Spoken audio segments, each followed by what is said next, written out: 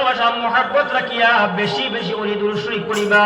হযরতে আপনার আহলে বাইতে আল্লাহ আপনার চিরাগ রোশন হইয়া থাকলা গিয়া ইমাম জাফর সাদিক রহমতুল্লাহি তাআলা আলাইহি ফরমায়, ওই যে শাবান মাসের আজকে 2 নম্বর দিন আমরা অতিবাহিত করলাম, 2 নম্বর তারিখ অতিবাহিত করলাম শাবান মাসের।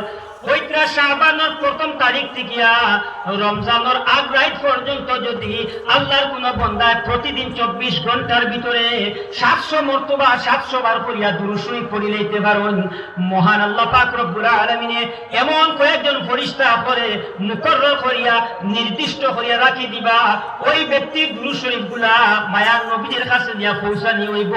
আর মায়ার নবী দিয়ে 24 ঘন্টার ভিতরে 700 বার দুরূদ শরীফ যখন পাইলেই বা উম্মতের তরফ থেকে আপনার ফেরেশতাদের মারফতে, তখন মায়ার নবী যে খুশি হয়ে দিবা। আর আল্লাহ ফরমায়, আমার ফেরেশতা বলে এখানেও শেষ নাই, আমার যে বান্দা আমার হাবিবর যে উম্মতি দৈনিক 700 বার দুরূদ শরীফ পড়িলেই বা ওই ব্যক্তির লাগি কিয়ামত পর্যন্ত তোমরা তার মাফির আপনার দোয়া করতে থাকিও। হোক সাল্লাল্লাহু আলা মুহাম্মদ সাল্লাল্লাহু আলাইহি ওয়াসাল্লাম।